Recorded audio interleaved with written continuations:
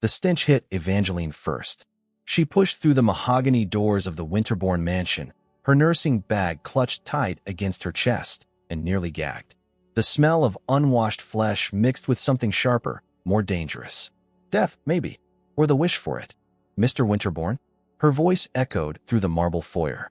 No answer. The housekeeper who'd hired her over the phone had been clear about one thing. He didn't want help. Refused it, actually. 3 nurses had quit in the past month. Evangeline needed this job. Her last $23 wouldn't cover rent, and the Seattle shelters were full again. She'd taken the Greyhound down to California with nothing but hope and a fake confidence she'd perfected over 22 years of surviving. She followed the smell upstairs, past oil paintings of stern-faced men in expensive suits. The Winterbourne legacy, probably. Old money that meant nothing now to the man rotting somewhere in this tomb of a house. The master bedroom door stood ajar. She pushed it open and stepped into hell. Dashiell Winterbourne lay sprawled across a king-sized bed, his lower body twisted at an unnatural angle beneath sweat-stained sheets. His dark hair was matted against his skull, and his once powerful frame had withered to sharp angles and hollow spaces. But it was his eyes that stopped her cold, gray as storm clouds, burning with a hatred so pure it could have cut glass. Get out. His voice was raw, barely human. I didn't call for you. Mrs. Peterson did. Evangeline set her bag down and moved toward the bed. The wheelchair beside it sat unused, dust coating its chrome handles. When's the last time you ate? None of your business. She could see his ribs through the thin cotton of his undershirt. The man was starving himself to death, and from the looks of it, he was succeeding. Empty pill bottles littered the nightstand. Prescription labels all bore the same name, Dashiell Winterbourne. Pain medication, muscle relaxers, antidepressants. All empty. You're dying, she said simply. That's the point. He turned his head away from her, toward the curtained windows. Leave me alone. No. The word hung between them like a challenge.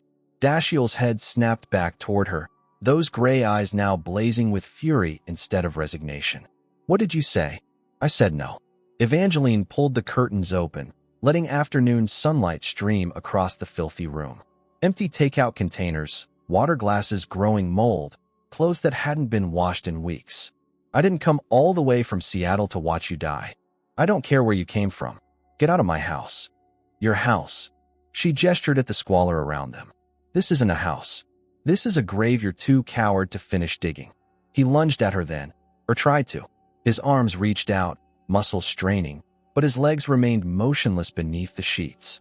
The effort left him gasping, sweat beading on his forehead. Don't, he whispered, and for a moment the hatred cracked, revealing something raw and broken underneath. Don't look at me like that. Like what? Like I'm something to pity. Evangeline studied his face. Sharp cheekbones, a jaw that had probably been carved by some expensive surgeon, skin that would have been golden if he ever saw sunlight. Even wasted away, even broken, Dashiell Winterbourne was beautiful. But beauty meant nothing when you were dying. I don't pity you, she said. I'm angry at you. That surprised him. Angry. You're throwing away something people like me never get to have.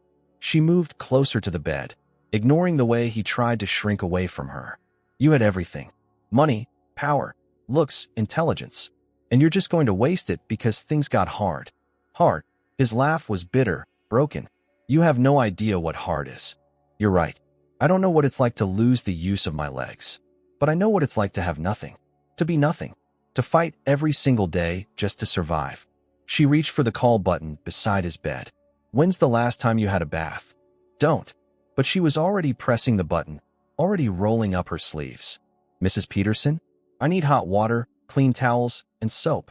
Lots of soap. I'll fire you, Dashiell said desperately. I'll have you thrown out. You can try. Evangeline began gathering the empty containers from around the room. But first, you're getting clean. 20 minutes later, she was half carrying, half dragging him toward the master bathroom.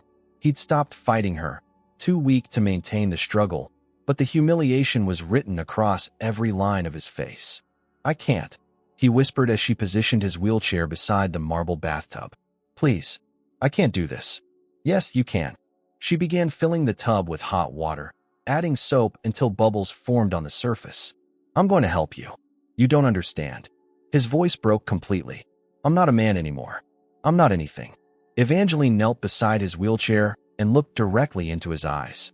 You're wrong. You're still breathing, which means you still have a choice. You can keep dying, or you can start living. But either way, you're getting clean first. She helped him from the wheelchair to the edge of the tub, her small hands surprisingly strong as she supported his weight. He was heavier than he looked, solid muscles still clinging to his frame despite the neglect. When she began to lift his shirt over his head, he grabbed her wrist. Don't. The word was barely a whisper. I'm a nurse, she said gently. I've seen worse. But when the shirt came off, she had to bite back a gasp. Scars crisscrossed his chest and abdomen, some surgical, others irregular and angry. The story of his accident was written in raised flesh and faded bruises that had never fully healed. Now you see, he said, his voice hollow. Now you understand why I want to die. Evangeline helped him into the warm water, her movements gentle but efficient. She'd bathed dying patients before, had held their hands as they slipped away from the world. But Dashiell Winterbourne wasn't dying. He was choosing death, and that made all the difference. As she began to wash the grime from his skin, he closed his eyes and leaned back against the tub. For the first time since she'd arrived, his face relaxed. The harsh lines of pain and anger softened, revealing the man he might have been before whatever hell had broken him. Why? He asked without opening his eyes. Why what? Why are you doing this? Why do you care? Evangeline paused, her hands stilling in the warm water. It was a good question. She'd never been one to save people. Growing up in foster homes and shelters had taught her that everyone was responsible for their own survival. But something about this broken man called to something equally broken in her. Because, she said finally, someone should. When she finished, she helped him back to his wheelchair and then to his bed. Clean sheets, fresh pajamas, water without mold floating in it. Small things that felt monumental in the context of his surrender. I want you gone by morning, he said as she gathered her supplies. I'll be here at 8, she replied. With breakfast. I don't eat breakfast. You do now? She left him there in his clean bed, staring at the ceiling with those storm-gray eyes. As she walked through the empty mansion toward the small room Mrs. Peterson had prepared for her, Evangeline felt something she hadn't experienced in years. Purpose. Dashiell Winterbourne might want to die, but she wasn't going to let him. Not on her watch. Not when she could feel the life still fighting inside him, stronger than his desire to surrender. Tomorrow, she'd start saving him whether he wanted it or not. Evangeline found him on the floor at 6 in the morning. She'd woken to the sound of something crashing from the room above hers. By the time she reached his bedroom, Dashiell was sprawled beside his overturned wheelchair, his face twisted in pain and humiliation. Don't, he warned as she knelt beside him. Don't help me. Shut up. She slipped her arms under his shoulders, bracing herself to lift his dead weight. What were you trying to do? Get to the bathroom without you. His jaw was clenched so tight, she could see the muscle jumping beneath his skin. I don't need a babysitter. You need a keeper. She hauled him upright, surprised again by how solid he still was despite the weight loss. Next time, call me. There won't be a next time. But there was. 3 more times that first week. Each morning brought a new attempt at independence. Each one ending with him on the floor and her picking up the pieces. By Friday, she'd stopped being gentle about it. You're being stupid, she told him as she helped him back into bed after his latest fall. Your upper body strength is shot. You haven't been eating or exercising for months. Did you think pride would carry you to the toilet? I used to bench press 300 pounds. When? The question seemed to catch him off guard. Before. Before what? The accident? His face shuttered closed. Before everything. Evangeline had been researching him at night on the mansion's ancient computer. Dashiell Winterbourne, heir to a tech fortune built by his grandfather. Graduated summa cum laude from Stanford at 22, MBA from Wharton at 24. By 30, he tripled the family company's value through a series of strategic acquisitions. The business magazines called him a visionary, a golden boy who could do no wrong. The accident had happened 3 years ago. A car crash on Highway 1, just south of Monterey. The articles were vague about details, mentioning only that his vehicle had left the road during a rainstorm. No other cars involved. No explanation for how a man who'd driven that route hundreds of times had simply veered off into the rocks below. Tell me about the company, she said, settling into the chair beside his bed with a cup of coffee. Winterborn Technologies. Why? Because I want to know who you were before you decided to become a professional invalid. That earned her a sharp look. I wasn't always like this. I figured that much out myself. She pulled out her phone and showed him a photo she'd found online. Dashiell at some charity gala, standing tall in a perfectly tailored tuxedo with a blonde woman draped on his arm. He was smiling at the camera with the easy confidence of a man who'd never known real failure. This was you 2 months before the accident. He stared at the image for a long moment. That person doesn't exist anymore. Why not? Because he was naive. He thought he was invincible. He trusted the wrong people and paid for it with everything that mattered. What people? But he'd already turned away from her, toward the windows she'd forced him to keep uncurtained. It doesn't matter now. It matters to me. Why? You're just the nurse. You'll be gone in a few weeks when you realize this job isn't worth the money. Evangeline stood up, anger flaring in her chest. You don't know anything about me. I know you're here because you're desperate. No one takes a job like this unless they have nowhere else to go. He met her eyes again, and she saw something calculating there. What are you running from, Evangeline? Bad relationship? Drug problem? Criminal record? None of your business. Fair enough. But don't pretend you care about my sob story when you won't share your own. She wanted to walk away then, to let him rot in his expensive tomb. But something in his voice stopped her. Under the cruelty, she heard loneliness so deep it made her chest ache. I grew up in foster care, she said quietly. 18 different homes between the ages of 3 and 18. Some were okay, some weren't.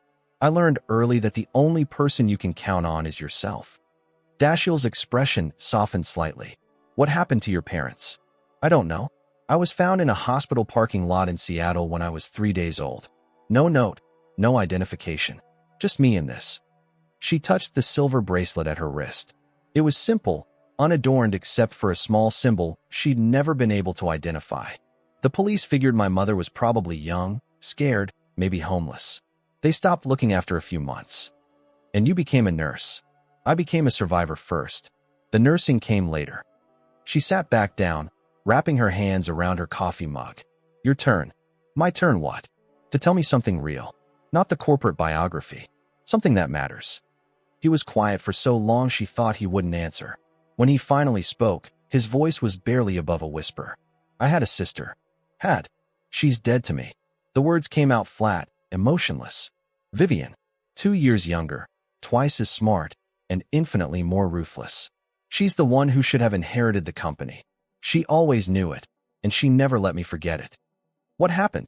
She happened.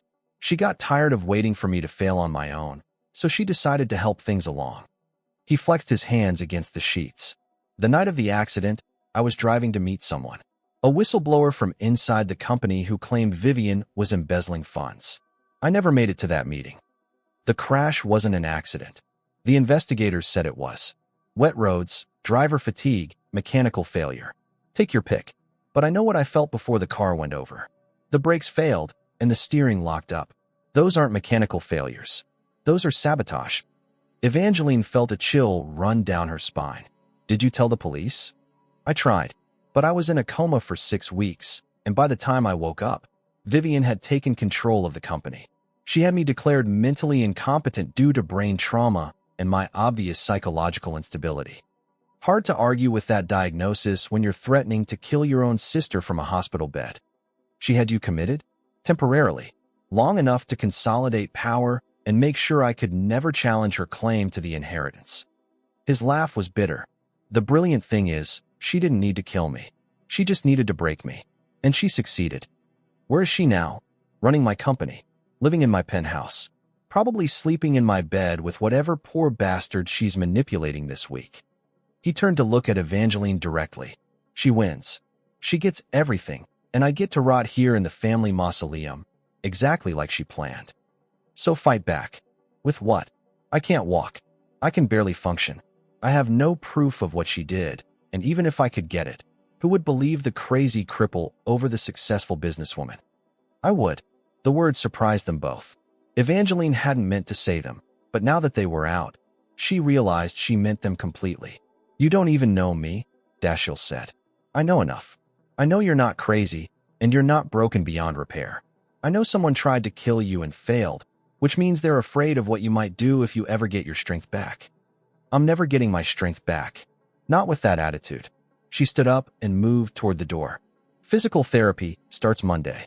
I've already called the company. I'm not doing physical therapy. Yes, you are. Because I'm not giving up on you, even if you've given up on yourself. She paused in the doorway. And because if your sister really did try to kill you, then lying here waiting to die is just giving her what she wanted. She left him there to think about that. As she walked down the hallway toward the kitchen, Evangeline touched the bracelet at her wrist. The metal was warm against her skin, as it always was, and the strange symbol seemed to catch the light in an unusual way. For the first time in her life, she found herself wondering if her own past might be more complicated than she'd always believed. And for the first time since she'd arrived at the Winterbourne mansion, she felt like she and Dashiell might have more in common than either of them had realized. The physical therapist lasted exactly 43 minutes.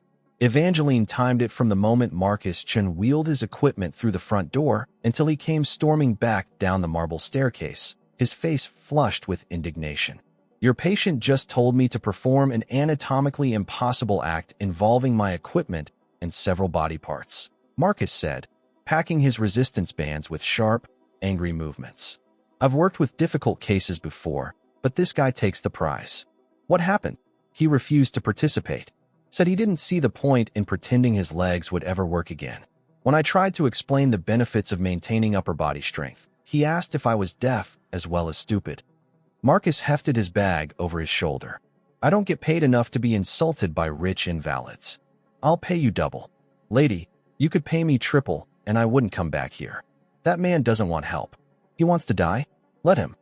After Marcus left, Evangeline climbed the stairs to face Dashiell's inevitable smugness. She found him exactly where she'd left him, propped up in bed with his arms crossed over his chest like a petulant child. Satisfied? He asked. Not even close. She moved to his dresser and began pulling out workout clothes. If you won't do therapy with a professional, you'll do it with me. I'm not exercising. Yes, you are. She tossed a t-shirt at him. Get dressed. I said no. And I said get dressed. We can do this the easy way or the hard way, but we're doing it. Something in her tone must have convinced him she was serious because he actually put on the shirt. 20 minutes later, she had him transferred to his wheelchair and positioned beside a set of dumbbells she'd found in the mansion's dusty gym. This is ridiculous, he muttered, but he picked up the 5-pound weight anyway. 10 reps, bicep curls. I used to curl 50 pounds. That was before you spent 3 years feeling sorry for yourself. Now it's 5 pounds, and you're going to be grateful for it. He managed 7 reps before his arms started shaking. The 8th made him grunt with effort. The 9th left him gasping. He couldn't complete the 10th. Pathetic, he said, dropping the weight. It's a start. Evangeline handed him a towel. Tomorrow we'll try for 8. There won't be a tomorrow. But there was.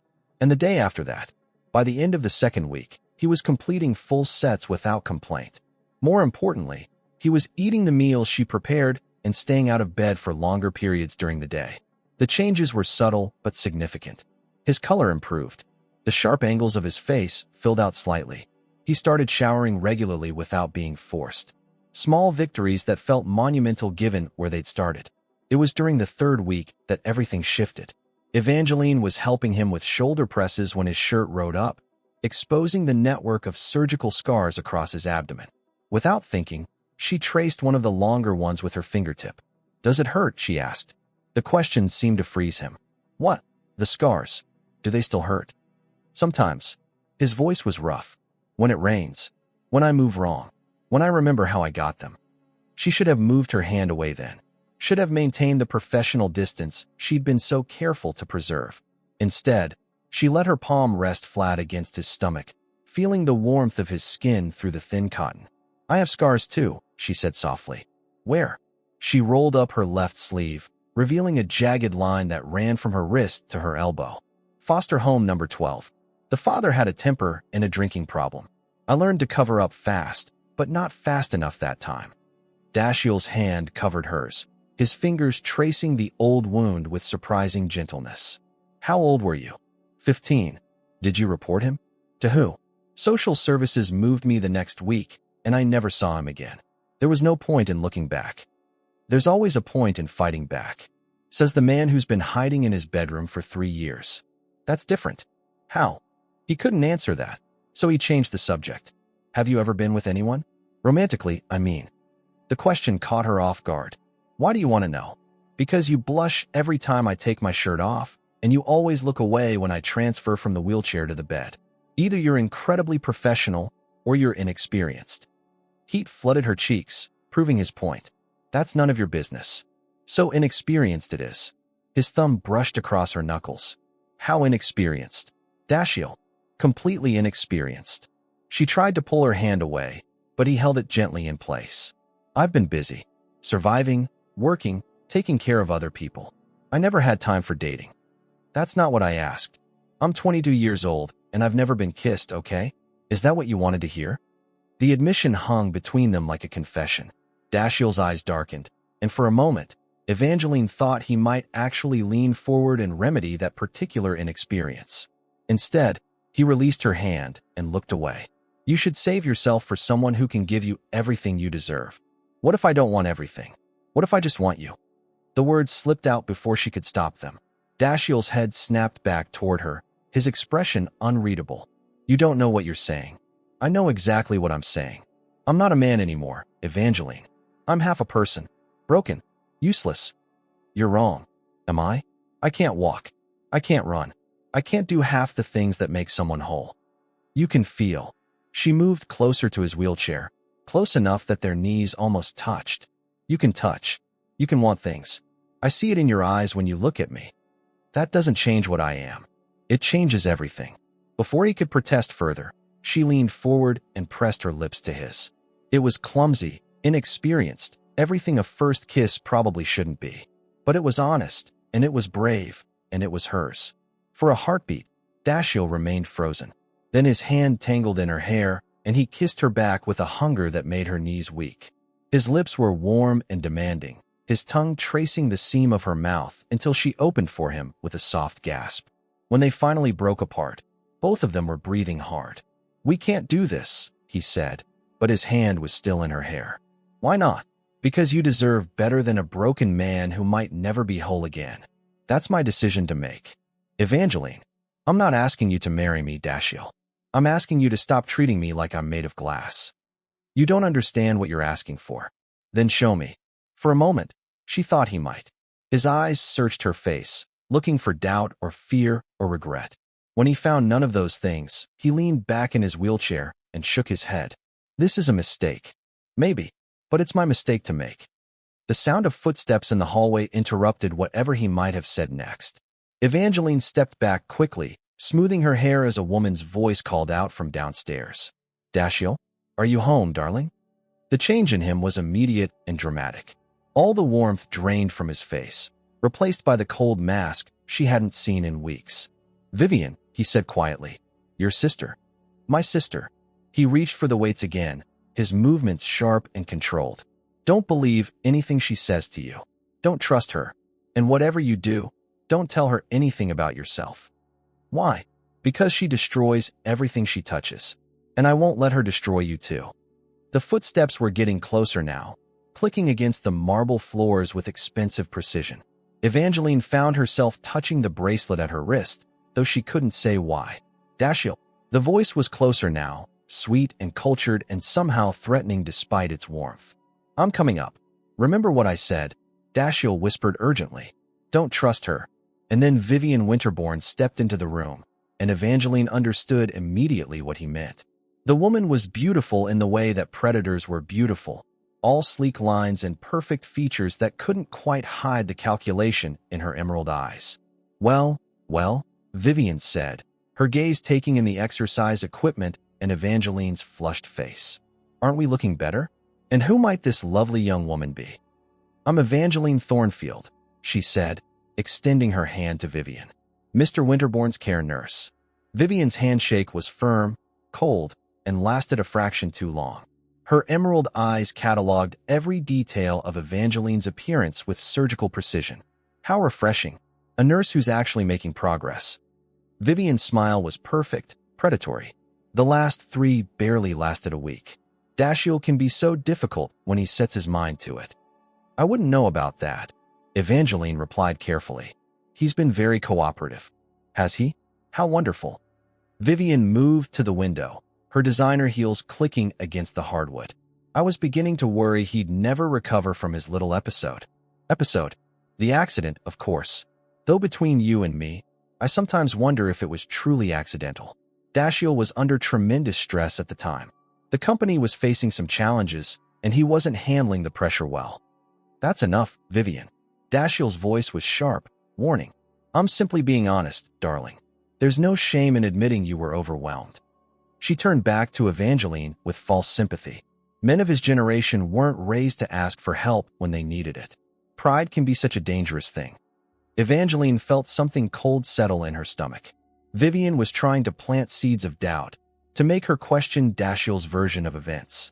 The manipulation was so subtle, so skillfully done, that someone else might have missed it entirely. Mr. Winterbourne seems perfectly mentally sound to me, Evangeline said. Of course he does.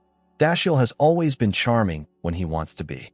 But tell me, Miss Thornfield, has he mentioned any of his theories about what happened that night? Any suggestions that someone might have tampered with his vehicle? Vivian. Dashiell's warning carried real menace now. It's a legitimate concern, Vivian continued smoothly. The doctors warned us that brain trauma could cause paranoid ideation, conspiracy theories, misplaced blame. It's not uncommon for accident victims to convince themselves that someone is responsible for their suffering. I wasn't paranoid, Dashiell said quietly. I was right. Oh, darling. Vivian's voice dripped with pity. We've been over this so many times. The police investigated thoroughly. There was no evidence of tampering, no motive for anyone to hurt you. Sometimes accidents are just accidents, no matter how much we want someone to blame. Evangeline watched this exchange with growing unease. Vivian was good at this, masterful even. She presented herself as the concerned sister dealing with a troubled brother's delusions. Anyone listening would find her version more credible than Dashiell's accusations. But Evangeline had spent 3 weeks watching Dashiell rebuild himself from nothing. She'd seen his intelligence, his strength, his fundamental decency. This wasn't a man suffering from paranoid delusions. This was a man who'd been systematically destroyed by someone who should have protected him. I should let you two catch up, Evangeline said. Mr. Winterbourne, I'll be back in an hour for your afternoon session. Of course. And Miss Thornfield? Vivian's voice stopped her at the door. Perhaps we could have lunch sometime this week? I'd love to hear more about my brother's progress. I worry about him so much. I'll check my schedule. Evangeline escaped to her room, her mind churning. She needed air, space to think. The mansion felt suffocating with Vivian in it, as if the woman's presence had poisoned the atmosphere.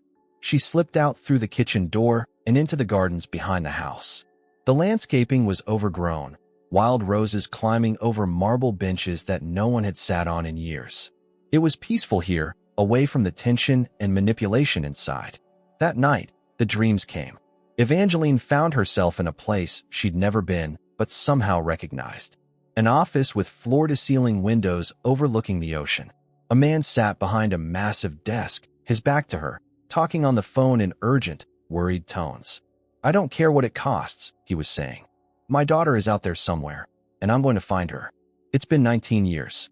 19 years since they took her from the hospital. The man turned, and Evangeline saw his face clearly for the first time.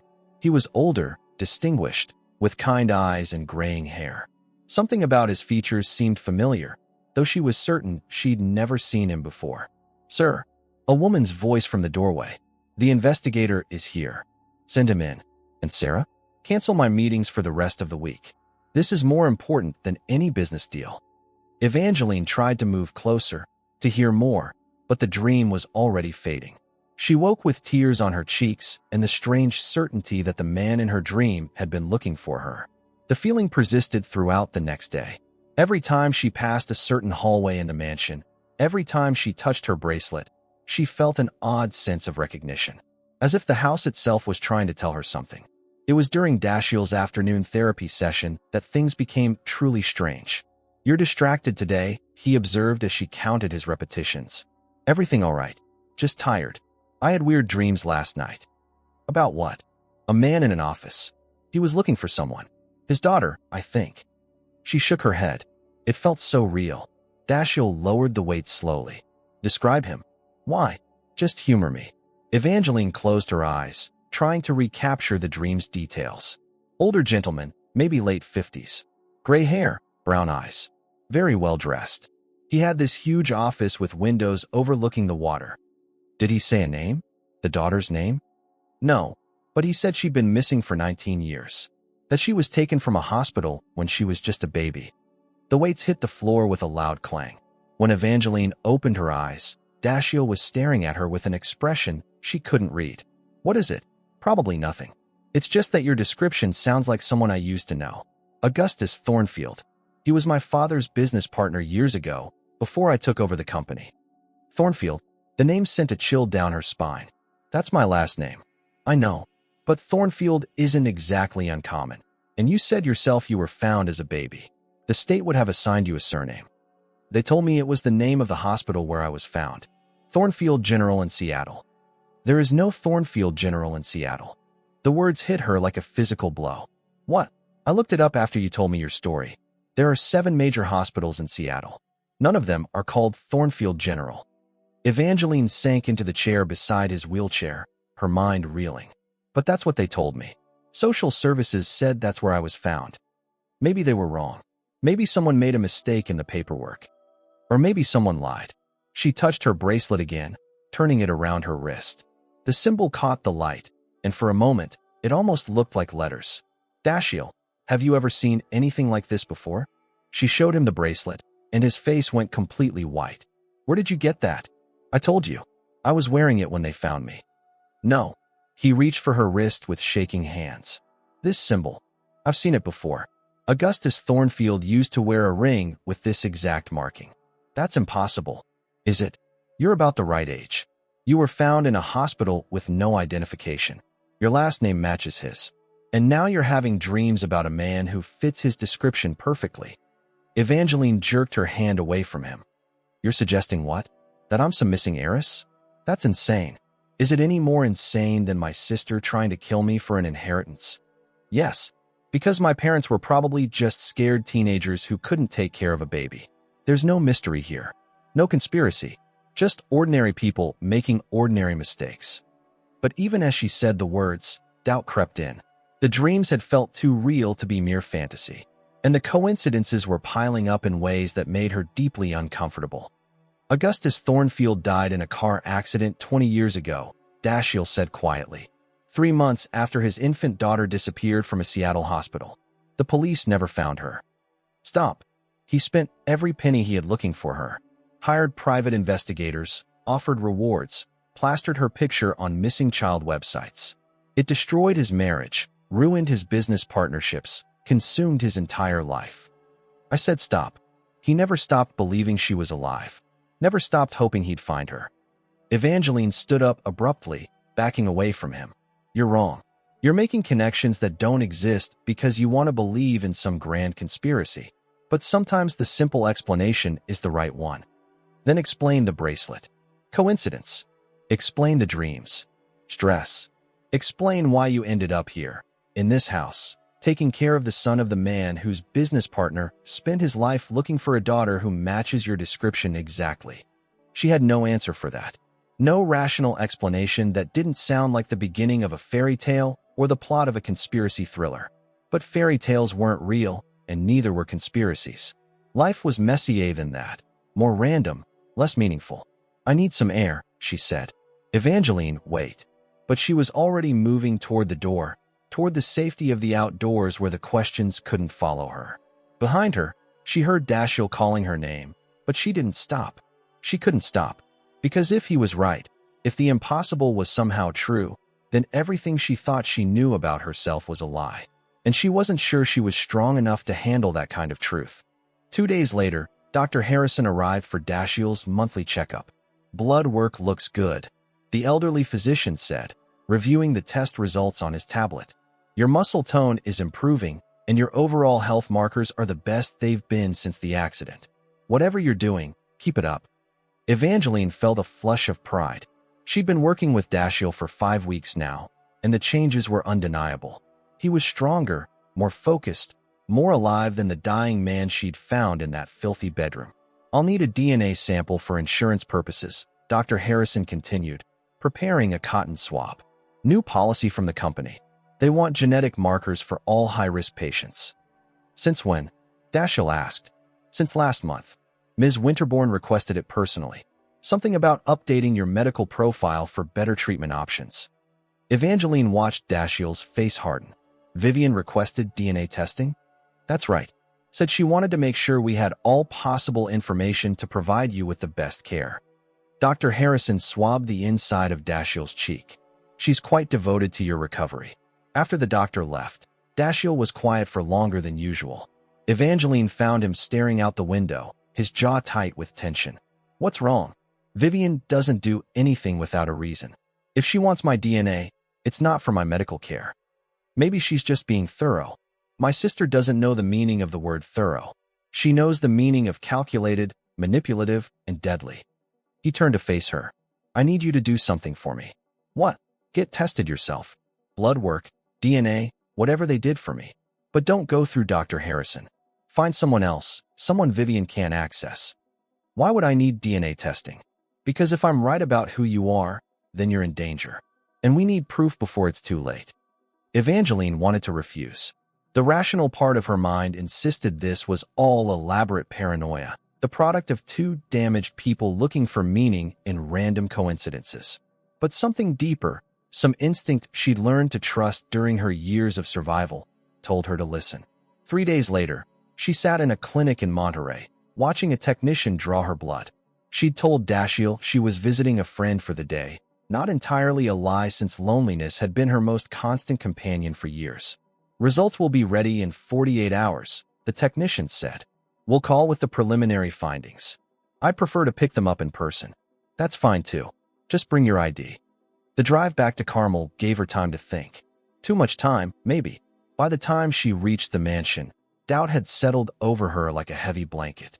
She was chasing shadows, letting Dashiell's conspiracy theories infect her common sense. But when she walked through the front door and saw Mrs. Peterson's worried face, she knew something had changed. Miss Thornfield, thank goodness you're back. There's been a development. What kind of development? Ms. Winterbourne came by this afternoon with some sort of investigator. They had questions about you, your background, your qualifications, where you came from. Mrs. Peterson lowered her voice. They seemed very interested in your personal effects. My things. I told them I didn't have access to your room, but I could see them looking around when they thought I wasn't watching. The gentleman had some kind of device with him. Electronic, looked expensive. Evangeline took the stairs 2 at a time, her heart hammering against her ribs. Her room looked exactly as she'd left it, but something felt different. Subtle changes that might have been her imagination or might have been the signs of a very professional search. She found Dashiell in his study, surrounded by paperwork and looking grim.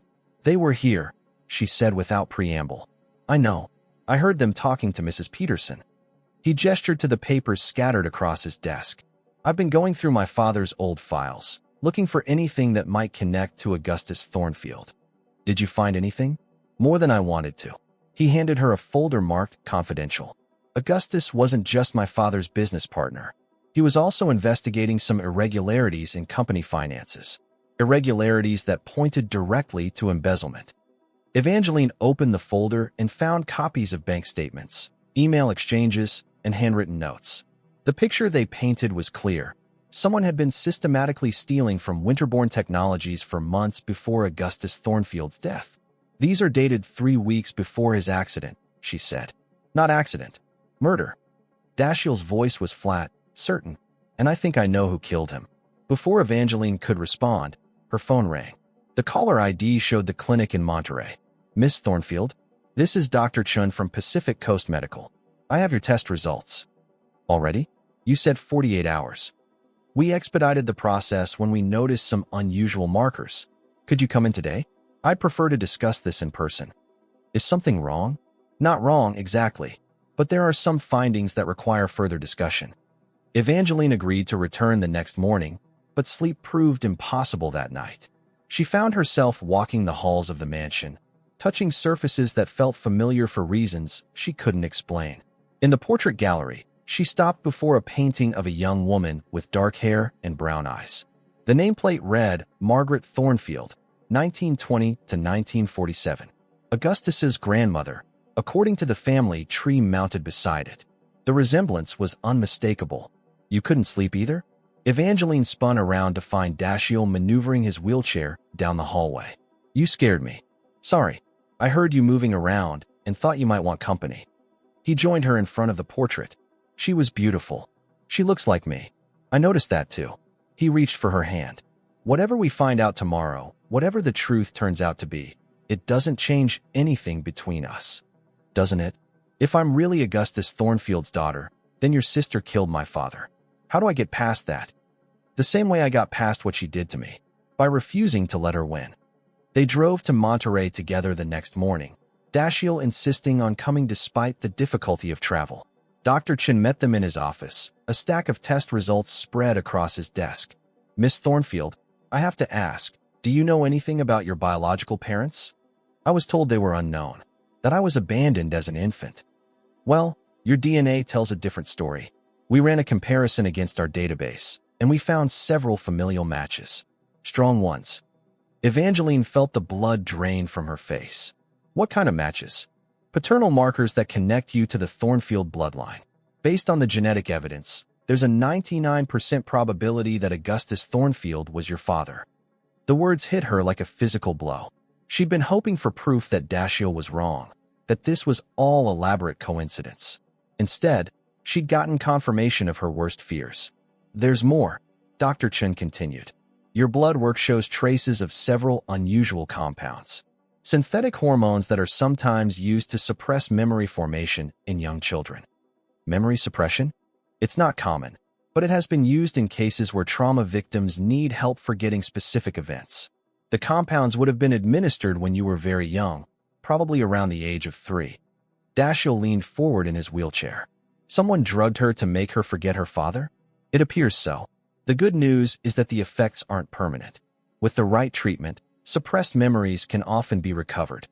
Evangeline stood up abruptly, the room spinning around her. I need air. She made it to the parking lot before the nausea hit. Dashiell found her 10 minutes later, sitting on a bench with her head between her knees. Hey. His voice was gentle. Talk to me. I can't do this. I can't be someone else. I don't know how to be a missing heiress or a murder victim's daughter. I'm just Evangeline from the foster system. That's all I've ever been. That's not all you are.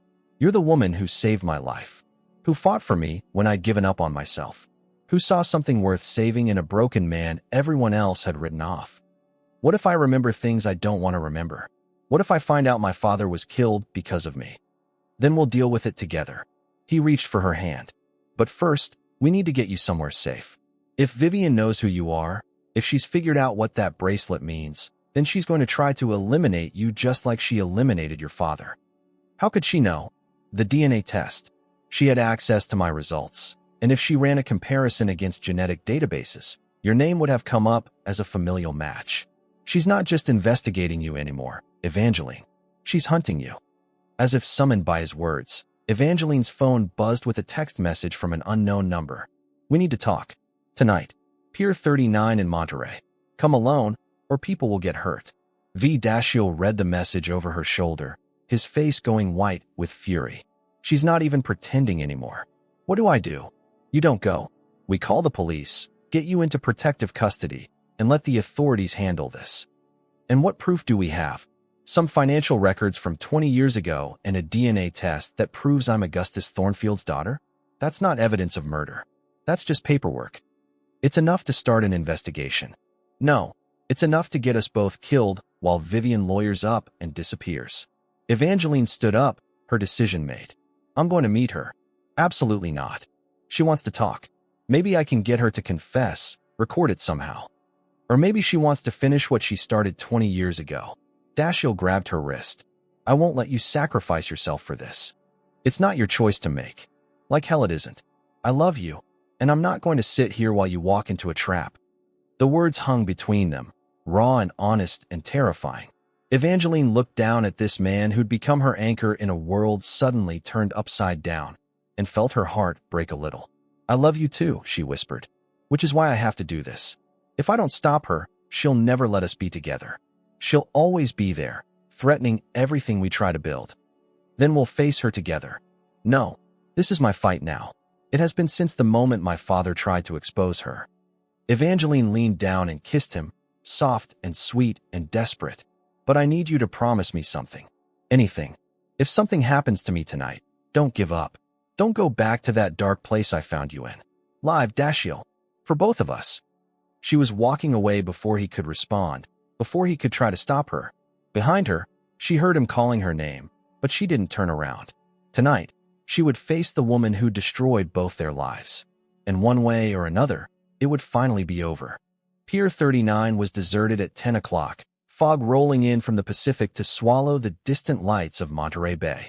Evangeline parked her borrowed car and walked toward the end of the pier, her phone recording in her jacket pocket and her heart hammering against her ribs. Vivian was waiting for her, a silhouette against the gray night, perfectly composed despite the wind whipping her dark hair around her face. You came. I wasn't entirely certain you would. Here I am. What do you want? Direct. I appreciate that. Vivian turned to face her fully, and in the pale moonlight, her smile looked predatory. I want to offer you a deal. I'm listening. $5 million. Deposited in any account you choose, anywhere in the world. All you have to do is disappear. Tonight. Permanently. Evangeline forced herself to stay calm. Why would you pay me to disappear? Because you're Augustus Thornfield's daughter, and your very existence is inconvenient for me. Vivian's tone was conversational, as if they were discussing the weather. When he died, his assets reverted to the state. But if his heir were to suddenly surface, well, that could complicate things. What things? The properties I purchased from the state. The investments I made using information from his private files. The business relationships I cultivated after his unfortunate accident. Vivian moved closer, her heels clicking against the wooden planks. Augustus was very thorough in his record-keeping. If someone were to gain access to his personal effects, they might find evidence of activities that certain people would prefer to keep private. Activities like embezzlement. Among other things. Vivian's smile widened. You're sharper than I expected. I can see why my dear brother is so taken with you. Leave Dashiell out of this. Oh, but I can't do that. You see, Dashiell's recovery is almost as inconvenient as your existence. I worked very hard to ensure he would never be a threat to me again. Having him regain his strength, his focus, his will to fight, that presents certain complications. You tried to kill him. I tried to neutralize him. The plan was for him to die in that accident, but Dashiell always was frustratingly difficult to kill. Vivian's voice carried genuine annoyance. The brain damage was supposed to be more severe, the depression more debilitating. Instead, he spent 3 years plotting his revenge. So you decided to finish the job. I decided to be more creative. Isolation, despair, systematic destruction of his self-worth. Much more elegant than another car accident, don't you think? Evangeline felt sick. You destroyed him psychologically. I broke him in every way that mattered. And it worked beautifully until you arrived and started putting the pieces back together. Vivian circled her slowly, like a shark scenting blood. That's when I realized I needed to know more about the mysterious nurse who'd accomplished what 3 years of medical professionals couldn't. So you had me investigated. I had you investigated. And imagine my surprise when the DNA comparison revealed that my brother's savior was the daughter of the man I'd killed 20 years ago. The poetry of it was almost too perfect. You killed my father. I eliminated a threat. Augustus was too close to discovering the full extent of my financial arrangements. He had to be stopped before he could expose me. He was your business partner. He was a liability, just like you are now. Vivian stopped directly in front of her. But I'm prepared to be generous. $5 million buys you a new life anywhere in the world. All you have to do is walk away from my brother and never come back. And if I refuse, then you'll meet the same fate as your father. Car accidents are so common on these winding coastal roads. Tragic, really, how often people lose control and go over the cliffs. Evangeline's hand moved instinctively to her phone, checking that it was still recording. You're confessing to murder. I'm having a private conversation with my brother's nurse. Nothing more. Vivian's eyes glittered with malice. Who would believe you? I'm a respected businesswoman with no criminal record. You're a foster child with no family, no connections, no credibility. If something were to happen to you tonight, who would even notice you were gone? Dashiell would notice. Dashiell would grieve, certainly. But grief is just another form of brokenness, and I've become quite skilled at managing his mental state. A few months of isolation, some carefully chosen medications to help with his depression, and he'll be back where I need him to be. You're insane. I'm practical. I've spent 20 years building an empire, and I won't let a dead man's daughter destroy everything I've worked for. Vivian reached into her purse and pulled out a syringe filled with clear liquid. The choice is yours, Evangeline. $5 million and a new life, or a tragic accident that no one will ever investigate. Evangeline backed toward the edge of the pier, her mind racing. The recording in her pocket might be enough to prove Vivian's guilt, but only if she survived long enough to deliver it to the authorities. What's in the syringe? Something that will make your death look like a heart attack. Very believable for someone under extreme stress. The autopsy will show natural causes, and everyone will assume you couldn't handle the pressure of caring for my damaged brother. You've thought of everything. I always do. It's what separates successful people from victims. Vivian moved closer, the syringe held casually at her side. Last chance, Evangeline. $5 million, or a few seconds of discomfort followed by eternal peace. I have a better idea. Oh, how about you drop the syringe and put your hands where I can see them? The voice came from behind Vivian, strong and familiar and absolutely furious.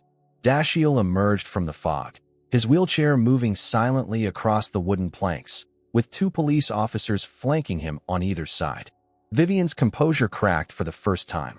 Dashiell, how did you find us? GPS tracker on Evangeline's phone.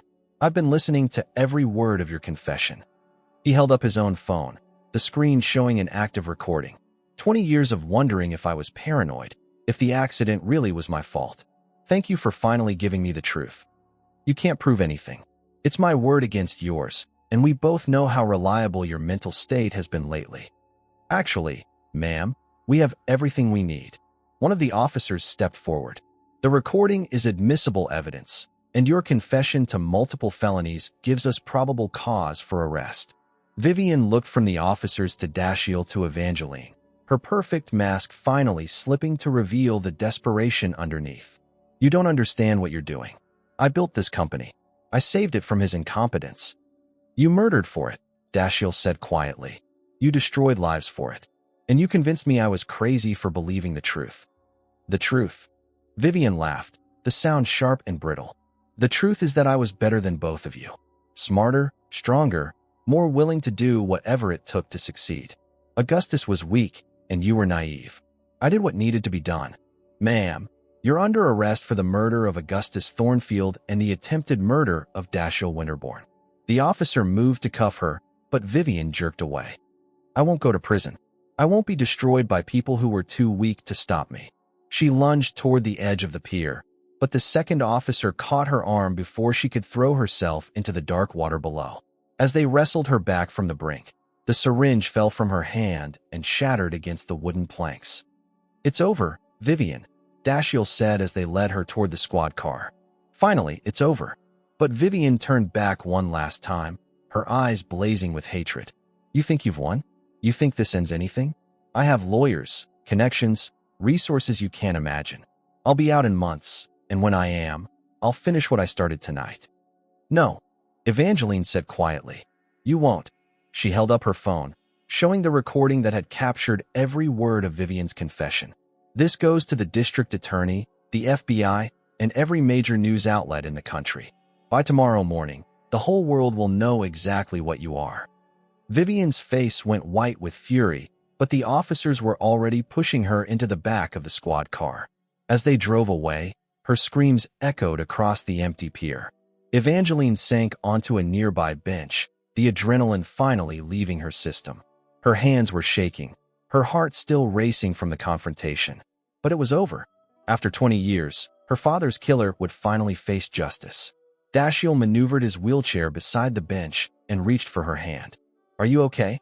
I don't know. I feel like I should be relieved, but mostly I just feel empty. She leaned against his shoulder. Is it always like this? Justice doesn't feel as satisfying as I thought it would. Justice never brings back the people we've lost, but it stops them from hurting anyone else. He turned her face toward his, studying her expression in the moonlight. What happens now? Now we figure out how to live with the truth, how to build something real from all this brokenness. Together, if you'll have me. Damaged foster kid with a murdered father and a family fortune I never wanted. If you'll have me. Broken billionaire with trust issues and a family history of homicide.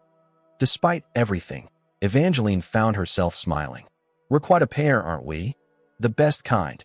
Dashiell leaned down and kissed her softly. I love you, Evangeline Thornfield. All of you. The woman who saved me, and the heiress who's going to help me rebuild everything Vivian destroyed. I love you too. She kissed him back, tasting salt air and promise and the hope of something better than either of them had dared to imagine. But first, let's go home. I have a feeling we're both going to need time to process everything that's happened. As they made their way back to the car, Evangeline touched the bracelet at her wrist one last time. Tomorrow, she would start the process of reclaiming her father's legacy, of learning about the man whose memory had been stolen from her. She would face the media, the lawyers, the complex reality of inheriting a fortune built on legitimate business rather than murder and manipulation. But tonight, she was simply Evangeline, the woman who'd found love in the most unexpected place and discovered that sometimes the family you choose is stronger than the one you're born into. Tomorrow would bring new challenges, new revelations, new struggles to overcome. But for the first time in her life, she wouldn't face them alone. 3 weeks later, Evangeline stood in the mahogany-paneled conference room of Whitmore and Associates, staring at a document that would change everything. The law firm's senior partner, Harold Whitmore, watched her carefully as she read through her father's will for the third time. As you can see, Miss Thornfield, your father was quite thorough in his preparations. The moment your identity was confirmed through DNA testing, the trust activated automatically. $47 million, Evangeline said quietly, plus the properties, the investment portfolio, and controlling interest in 3 separate companies. Your father was a very wealthy man, and he never stopped believing you were alive. He updated this will every year, adjusting for inflation and new acquisitions, always hoping you'd return to claim your inheritance. Dashiell squeezed her hand from his wheelchair beside her. It's what he would have wanted. I know. It's just overwhelming. She looked up at the lawyer. What about the other matter we discussed? Ah, yes. The safety deposit box. Whitmore produced a small brass key. Your father left specific instructions that you alone would have access to Box 247 at First National Bank. He said it contained items of particular importance regarding his business relationship with the Winterbourne family. Evangeline pocketed the key, feeling its weight like a promise. When can we access it? Immediately, if you wish. I can arrange for an escort to ensure your safety. That won't be necessary. But thank you. An hour later, they sat in the bank vault, a metal box open between them on the small table. Inside were dozens of documents, photographs, and audio recordings that painted a devastating picture of Vivian's crimes. She was stealing from the company for years, Evangeline said, examining bank records that showed systematic transfers to offshore accounts. Your father knew, but he needed proof before he could act. That's why he contacted Augustus. Dashiell picked up a letter written in his father's handwriting. He suspected his own daughter, but couldn't bring himself to believe it until the evidence became overwhelming. Evangeline found a manila envelope marked "For my daughter" in her father's careful script. Inside was a letter dated just days before his death. My dearest girl, she read aloud. If you are reading this, then my worst fears have come to pass, and Vivian Winterbourne has silenced me before I could expose her crimes. I pray that someday you will find your way back to this truth, and that justice will finally be served. Know that every day of your absence has been agony, but also that every day I have loved you and hoped for your return. The evidence in this box will give you the power to reclaim what was stolen from both our families. Use it wisely, and know that your father's love goes with you always. Tears blurred her vision as she finished reading. Beside her, Dashiell was examining a series of photographs that showed Vivian meeting with known criminals, exchanging briefcases full of cash for services unknown. This is more than enough to ensure she never sees freedom again, he said. Money laundering, racketeering, conspiracy to commit murder. She's going away forever. Good. Evangeline wiped her eyes and began organizing the documents. But first, we need to deal with the immediate threat. What threat? Vivian made bail yesterday. Her lawyers managed to get her released pending trial, claiming she was no flight risk due to her business obligations. Dashiell's face went white. Why didn't you tell me? Because I knew you'd try to stop me from what I have to do next. She stood up and began placing the evidence back in the box. She still has allies, resources, people who will help her disappear before the trial begins. We need to make sure that doesn't happen. Evangeline, no. Whatever you're planning, we do this legally. Through the courts. The courts let her walk free on bail after she confessed to multiple murders. I'm not trusting the legal system to keep her contained. She locked the safety deposit box and pocketed the key. But I am going to give her one final chance to face the consequences of her actions. That evening, Evangeline drove alone to the Winterborn Technologies headquarters in downtown Monterey. The 40-story glass tower gleamed against the sunset, a monument to corporate power that had been built on blood and lies. Security was tight, but her name was still on the visitors list as Dashiell's medical consultant. The elevator rose silently to the executive floor, where Vivian's corner office commanded a panoramic view of the Pacific. She found the woman who'd killed her father standing at the floor-to-ceiling windows, silhouetted against the dying light. I wondered when you'd come, Vivian said without turning around. Dashiell tried to have my access revoked, but I still have friends on the board. People who understand that emotional decisions make poor business policy. I'm not here to make threats. No? Then why are you here? Vivian finally faced her, and Evangeline was shocked by the change. 3 weeks in custody had aged her years. Her perfect composure was cracked, revealing something desperate and feral underneath. I'm here to offer you a choice. How generous? What are my options? Evangeline set a briefcase on the mahogany desk between them. Option 1. You surrender yourself to federal authorities tonight. Plead guilty to all charges, provide testimony about your criminal network, and accept life in prison without parole. And option 2. You try to run, and I release every piece of evidence my father collected to the media, the FBI, and Interpol simultaneously. Your face will be on every wanted poster in the world within hours. Vivian laughed, but the sound was hollow. You think I'm afraid of prison? I've survived worse things than concrete walls and iron bars. Have you? Because the people you've been working with, the ones who helped you launder money and arrange accidents, they don't like loose ends. How long do you think you'll survive once they realize you're a liability? Long enough to take you and my dear brother with me. I don't think so. Evangeline opened the briefcase, revealing stacks of documents and photographs. You see, I've been busy since your arrest. Tracing your financial network, identifying your associates, building a complete picture of your criminal empire. Vivian moved closer to examine the contents, her face growing paler with each revelation. Where did you get these? My father was more thorough than you realized. He didn't just discover your embezzlement, Vivian. He uncovered your entire operation. The weapons trafficking, the human smuggling, the assassination contracts.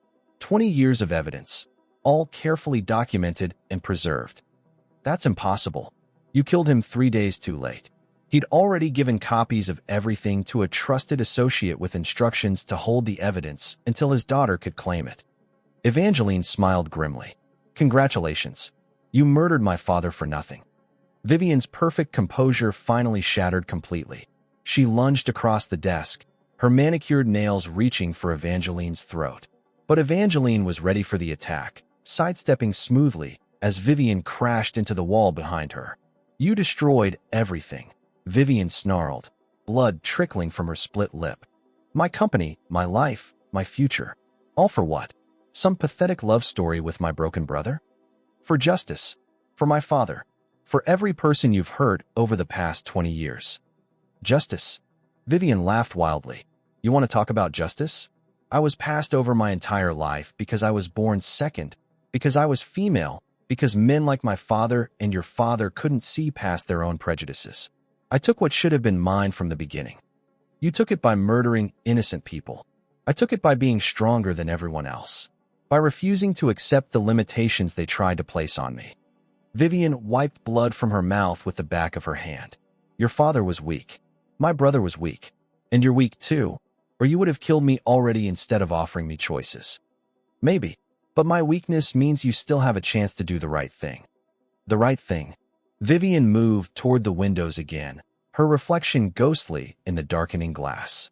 The right thing would have been for me to succeed, for the company to thrive under competent leadership instead of masculine sentimentality. The right thing would have been for you to build your own empire instead of stealing someone else's. Build? With what resources? What connections? What advantages? Vivian's voice rose to a near shriek. Men are handed opportunities from birth. Women have to take them by force. Other women manage to succeed without committing murder. Other women accept mediocrity.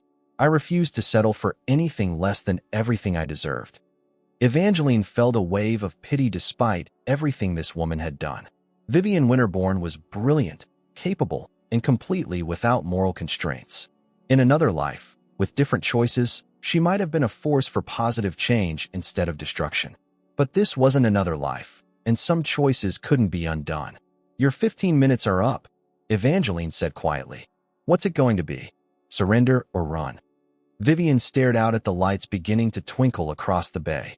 For a moment, she looked almost peaceful, as if she'd found some kind of acceptance in the inevitability of her situation.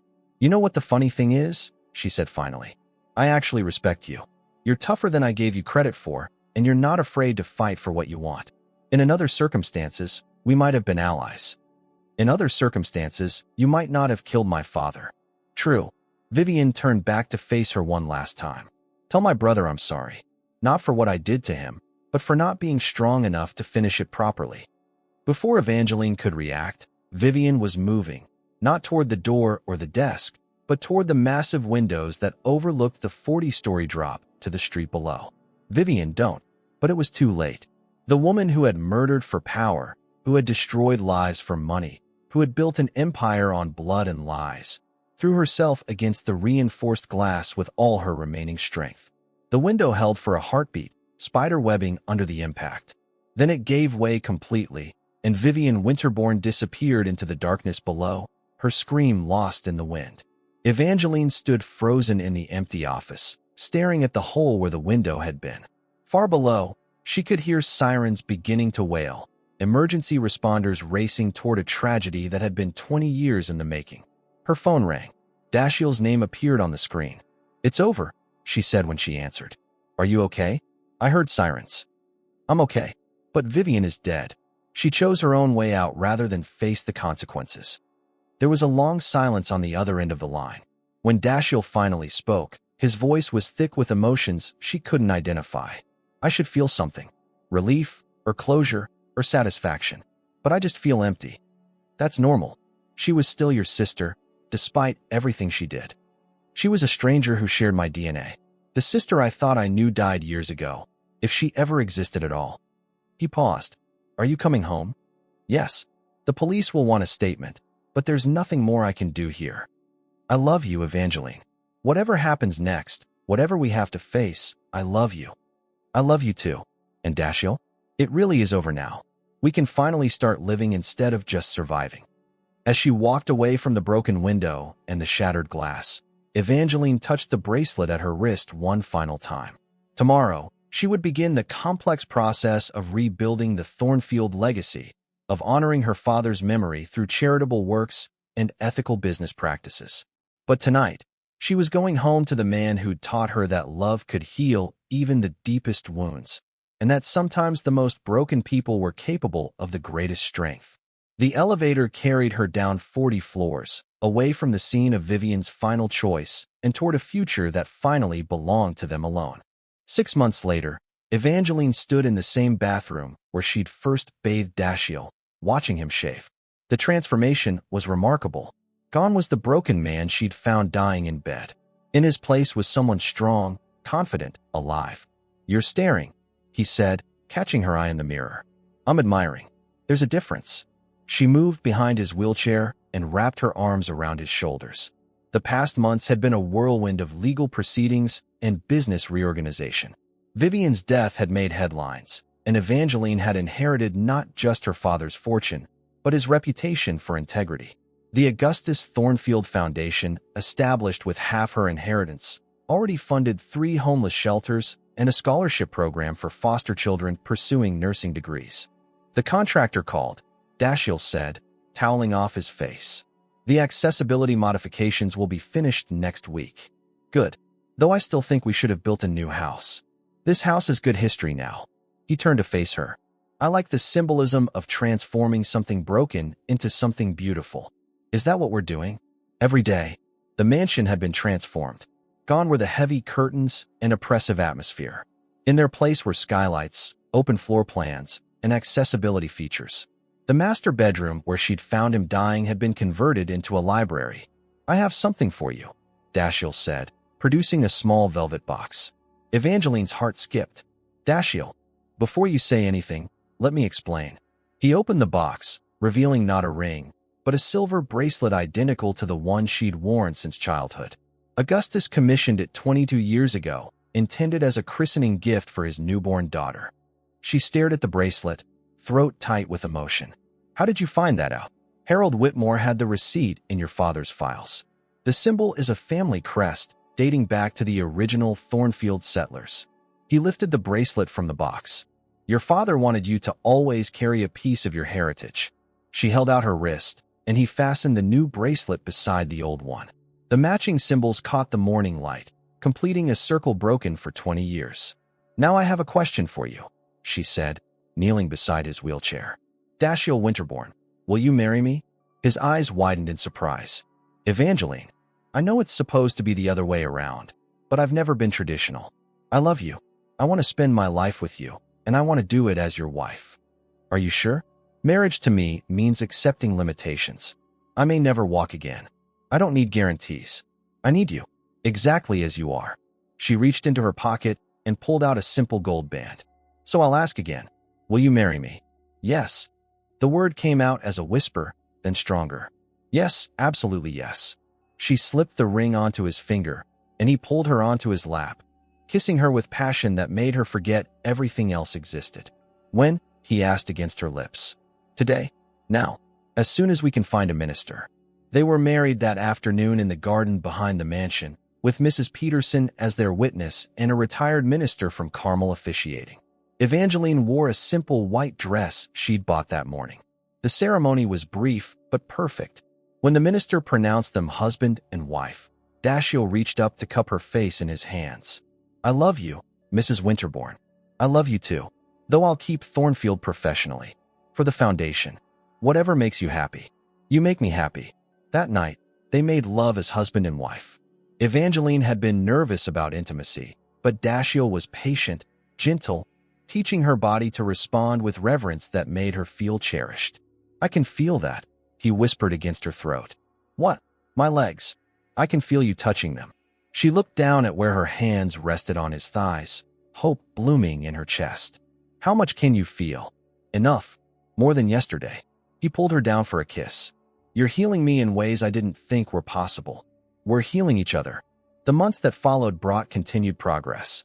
Dashiell's sensation returned gradually, followed by limited movement. He would never be the man he was before the accident, but he became something better, someone who understood the value of every small victory. Evangeline threw herself into running the foundation, discovering talents for organization and leadership she'd never known she possessed. The work was demanding but fulfilling, giving purpose to the pain she'd endured. 5 years after their wedding, Evangeline stood in the same garden where they'd exchanged vows, watching their 3-year-old twins chase butterflies among the roses. Michael had his father's gray eyes and determination. Sarah had her mother's dark hair and fearless spirit. Dashiell appeared in the doorway, walking slowly but steadily with the aid of a cane. The doctors had said it was impossible, but love had accomplished what medicine couldn't. He would never run marathons, but he could walk his daughter down the aisle someday, and that was miracle enough. Daddy, Sarah ran to him, wrapping her arms around his legs.